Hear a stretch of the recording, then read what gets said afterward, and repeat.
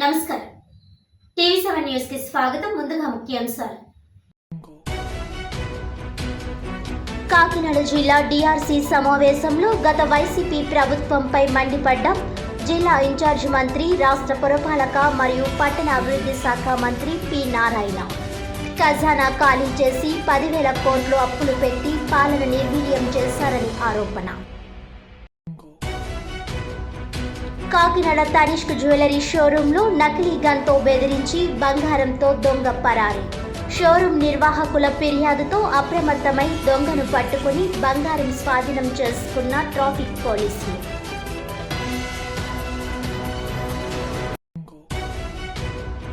Kakinada మెక్లరెన్ school గ్రౌండ్లో జలకన్య ప్రత్యేక ఆకర్షణతో Sri Durga trade fair exhibition ఏర్పాటు. అండర్ వాటర్ టనల్ ఎగ్జిబిషన్ను లాంఛనంగా ప్రారంభించిన ప్రముఖ వ్యాపారవేత్త గ్రంథి బాబ్జీ, బీజేపీ సిటీ కన్వీనర్ గట్టి సత్యనారాయణ. డీటెయిల్స్ చూస్తే, కాకినాడ జిల్లా స్థాయి సమీక్షా కమిటీ డిఆర్సీ సమావేశం జిల్లా ఇన్ఛార్జ్ మంత్రి, రాష్ట్ర పురపాలక పట్టణాభివృద్ధి శాఖ మంత్రి పొంగనూరు నారాయణ ఆధ్వర్యంలో కాకినాడ కలెక్టరేట్ సమావేశ మందిరంలో నిర్వహించారు. కాకినాడ జిల్లా కలెక్టర్ షాన్ మోహన్ అధ్యక్షతన జరిగిన ఈ సమావేశంలో పాల్గొనేందుకు విచ్చేసిన మంత్రి నారాయణకు SP Vikrant Patil, Kakinada commissioner Bhavana, joint collector Rahul Meena, trainee collector HS Bhavana సాదర స్వాగతం పలికారు. ఈ సందర్భంగా జిల్లాలోని పలు అభివృద్ధి అంశాలపై సమావేశంలో చర్చించారు. అనంతరం నిర్వహించిన మీడియా సమావేశంలో మంత్రి నారాయణ వివరాలు వెల్లడించారు. రాజధానికి 34,000 ఎకరాలు రైతులు ఇస్తే గత ప్రభుత్వం నిర్వీర్యం చేసిందని, రాజధాని వలన 26 జిల్లాలు అభివృద్ధి జరుగుతాయనే ఆలోచన గత ప్రభుత్వానికి లేదన్నారు. రాజధాని అథారిటీ త్వరలో కేబినెట్లో అప్రూవల్ అవుతుందని తెలిపారు. గత ప్రభుత్వం ఖజానా ఖాళీ చేసి 10,000 కోట్లు అప్పులు పెట్టారని, 3,200 కోట్లు మున్సిపల్ నిధులు దారి మళ్లించారని అన్నారు.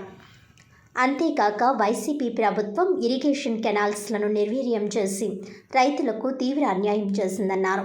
గత ప్రభుత్వం నిధులు ఇవ్వకపోవడం వలన అమృత్ భారత్ ప్రాజెక్ట్ ఆగిపోయిందని తెలిపారు.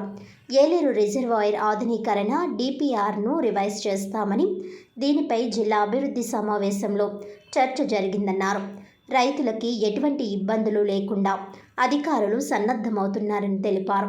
ఈ సమావేశంలో జిల్లాలోని ఎమ్మెల్యేలు, ఎమ్మెల్సీలు, ప్రజాప్రతినిధులు తదితరులు పాల్గొన్నారు.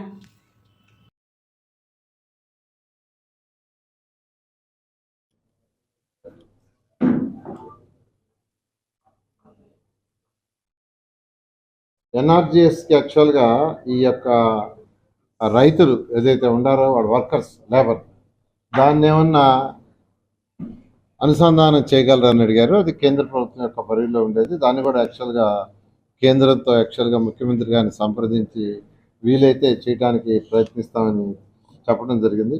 అదేవిధంగా ఇరిగేషన్ కెనాల్స్లో షట్టర్స్ ఓపెన్ కావట్లేదు, ఓపెన్ అయినా సరిగా పనిచేయట్లేదు అన్నారు. దాన్ని కూడా యాక్చువల్గా ఇమీడియట్గా స్టడీ చేసి అవన్నీ అయ్యే తరగతి. ఇది రాష్ట్రం మొత్తం ఉంది, అన్ని దగ్గరలో ఈ షట్టర్స్. అంటే గత 5 సంవత్సరాల్లో గత వైసీపీ ప్రభుత్వం దాన్ని అసలు నిర్వీర్యం చేసింది. ఈ యొక్క ఇరిగేషన్ కెనాల్స్, దాని మీద ఉన్న షట్టర్స్, వాటి గురించి పట్టించుకోవాలా, ఎక్కడికక్కడ స్ట్రక్ అయిపోయినాయి. అవి రెగ్యులర్గా మెయింటైన్ చేస్తుంటేనే, ఆ గ్రీస్ అదేసి దాన్ని వాడుతూ ఉంటేనే పనిచేస్తాయి. అవి కంప్లీట్గా నిన్న యాక్చువల్గా ఇదే మీటింగ్ నెల్లూరులో జరిగింది. అక్కడైతే షట్టర్ ఓపెన్ చేయాలంటే ఓపెనే కాలేదంట, ఆఖరి దాన్ని వదిలేశారు. ఇలా రాష్ట్రం మొత్తం మీద ఉంది. ఆ యొక్క ఇరిగేషన్ డిపార్ట్మెంట్ అంతా మాట్లాడి అవి ఇమీడియట్గా అయ్యేటట్టుగా చూడమని చెప్పాము.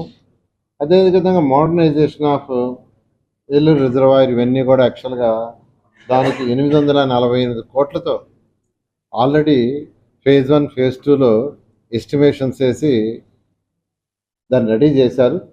అయితే ఈరోజు శాసనసభ్యులు, ప్రజాప్రతినిధులు ఇచ్చిన సలహా ఏంటంటే, నీటి సంఘాలు వస్తున్నాయి, ఆల్రెడీ అయిపోయినాయి, వాళ్ళకి ఎంతో అనుభవం ఉంది, వాళ్ళ సలహాలు తీసుకొని ఈ డిపిఆర్ని రివైజ్ చేయమన్నారు. కలెక్టర్ గారికి అదే ఆదేశించాను.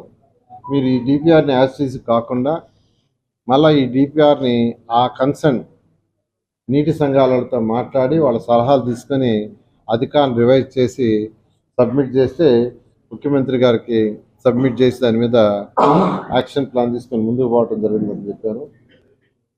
అదేవిధంగా